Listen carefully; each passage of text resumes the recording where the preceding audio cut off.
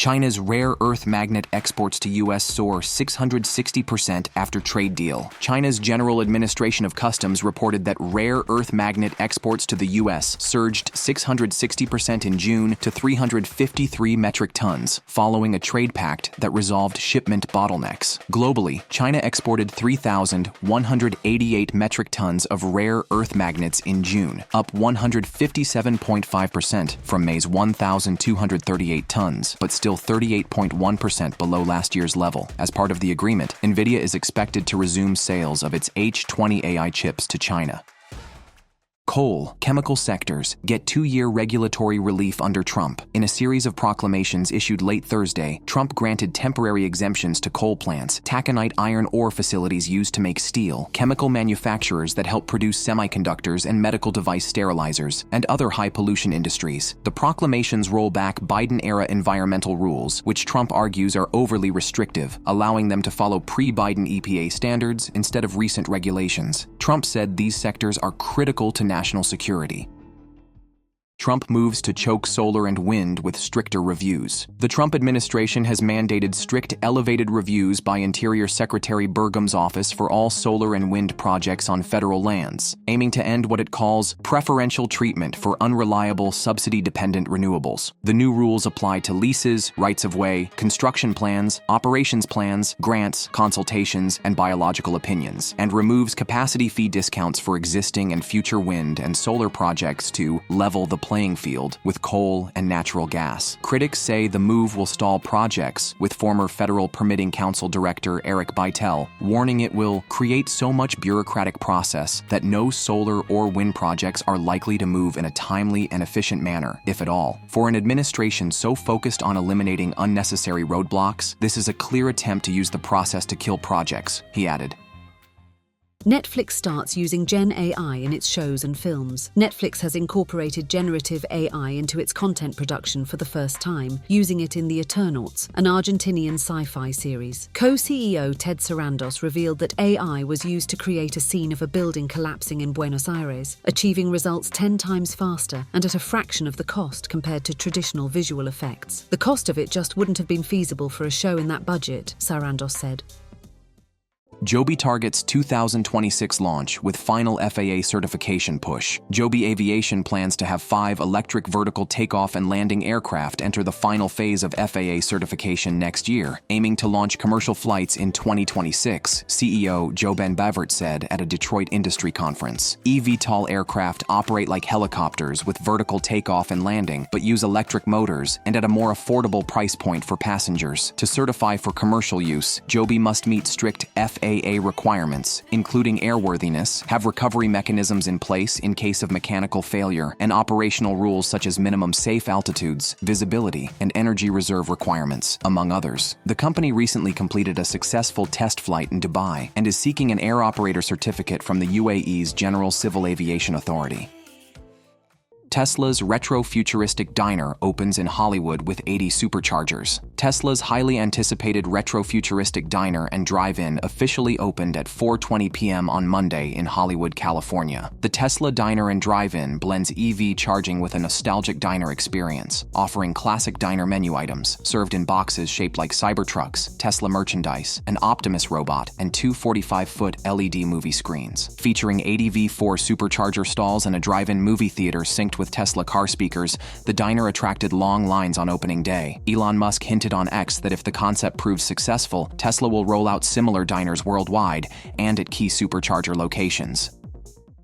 Apollo warns China's workforce to shrink from 900 million to 250 million amid demographic crisis. Apollo Global Management's chief economist, Torsten Slurk, warns that China faces a severe demographic challenge as its working-age population is projected to plunge from 900 million to 250 million by the year 2100. The sharp decline stems from the one-child policy and a birth rate of just 1.09 per woman, far below the 2.1 replacement rate. Slurk cautions that this aging population will strain public finances through increased healthcare and pension costs, while also dampening productivity, investment, and economic growth. Drawing parallels to Japan's stagnation, he emphasizes that these shifts could significantly influence the global economic landscape.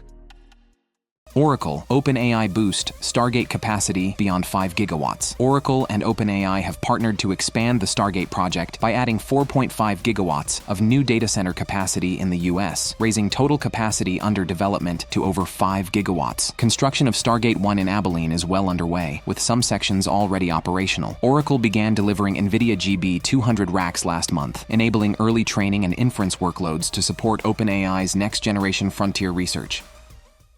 Apple tweaks App Store rules to satisfy EU regulators. Apple has adjusted its App Store policies in the EU to satisfy European Commission regulators and avoid potential fines, according to Reuters. Developers will now pay a 20% processing fee for purchases made via the App Store, with the fee dropping to 13% for small business program members. Developers directing customers outside the App Store for payments will owe Apple 5% to 15%. The European Commission is expected to ratify these changes within weeks. Meanwhile, Morgan Stanley reported that App Store revenue has accelerated in July, especially in the US, with no negative impact from the Epic Games versus Apple ruling. Musk's xAI targets $12 billion funding boost to buy NVIDIA GPUs. Elon Musk's xAI is pursuing up to $12 billion in funding from the private credit market, according to the Wall Street Journal. The funds would be used to purchase a large number of NVIDIA chips, which will be leased for a massive data center supporting xAI's generative AI chatbot Grok. Trump-Musk rift spurs search for new Golden Dome allies. The U.S. administration is seeking broader support for the $175 billion Golden Dome defense initiative, aiming to reduce reliance on SpaceX after relations between Elon Musk and President Trump deteriorated in early June. Even before the fallout, officials voiced concerns about overdependence on a single company. The Pentagon has approached Amazon's Project Kuiper, which plans a 3,000-satellite constellation, with 78 launched so far, signaling an interest in involving commercial tech companies. Jeff Bezos has acknowledged Kuiper's potential military relevance, but stressed its commercial focus. The administration is also engaging Lockheed Martin, Northrop Grumman, L3 Harris, and startups like Rocket Lab and Stoke Space to bid on future launches.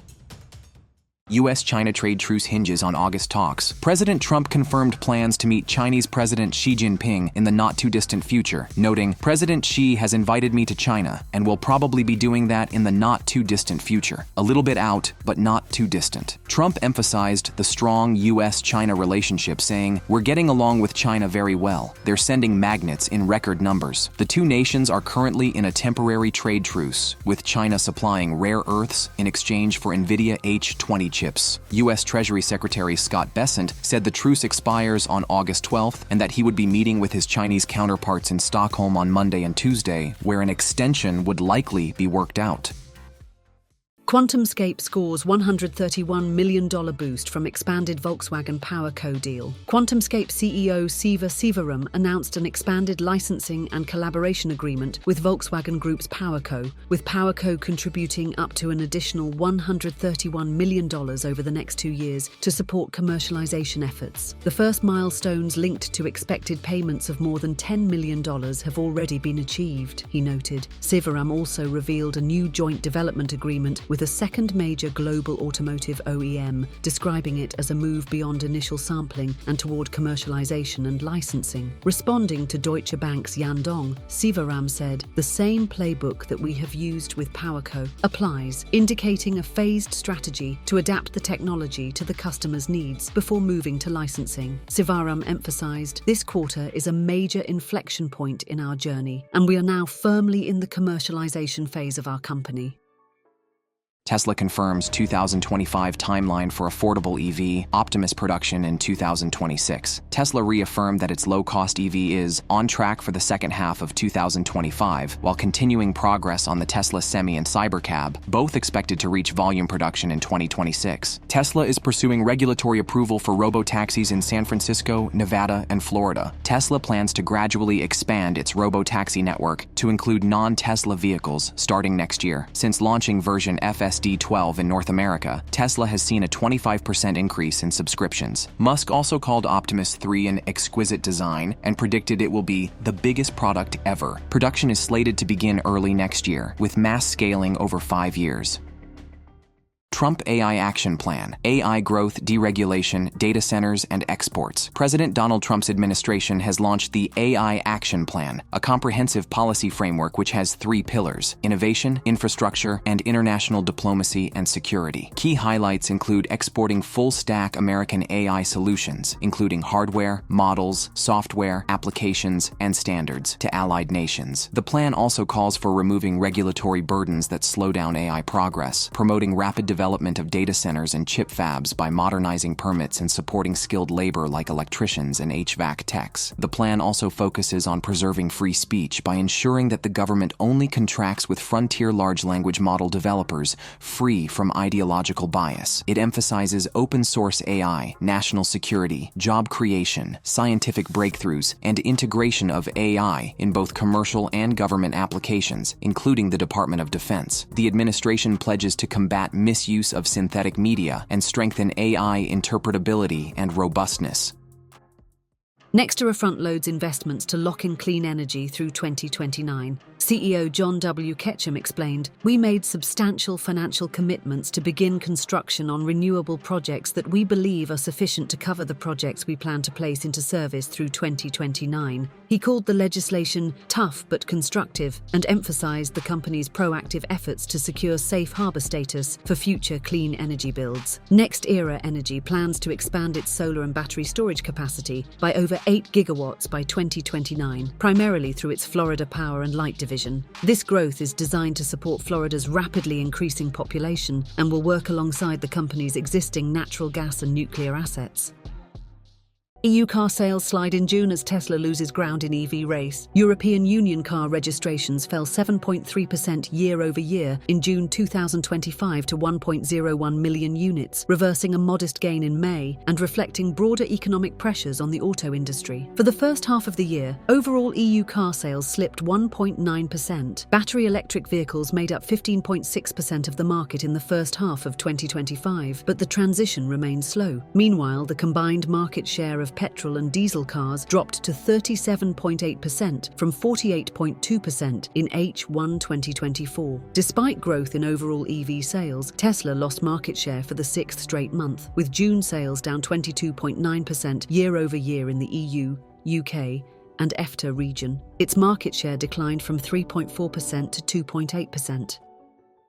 Bitmine breaks $2 billion in Ethereum. Tom Lee targets 5% market share. Bitmine Immersion Technologies has surpassed $2 billion in Ethereum holdings, accumulating 566,776 ETH, valued at $3,643.75 per coin as of July 23rd. At Bitmine, we surpassed $2 billion in Ethereum holdings, just 16 days after closing on the initial $250 million private placement, said Tom Lee of Fundstrat, chairman of Bitmine's board of directors. We are well on our way to achieving our goal of acquiring and staking 5% of the overall Ethereum supply.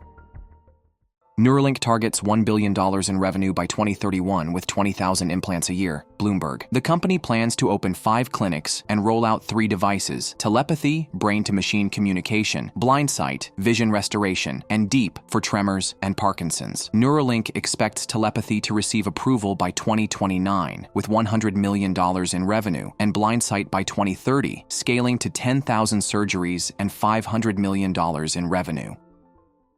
QuantumScape secures $131 million boost from Volkswagen's PowerCo for solid-state battery push. QuantumScape has expanded its partnership with Volkswagen's battery unit PowerCo to accelerate the development and commercialization of its QSE5 solid-state battery. The revised agreement includes up to $131 million in new milestone payments over 2 years, on top of a prior $130 million linked to technical and licensing progress. QuantumScape has already achieved the first milestones and expects payments to begin in 2025. The deal gives PowerCo earlier access to production processes and allows it to manufacture up to 5 gigawatt-hours of QSE5-based cells annually, including for non-Volkswagen clients. The partnership will also support QuantumScape's efforts to scale pilot production in San Jose and speed up global deployment of its battery tech.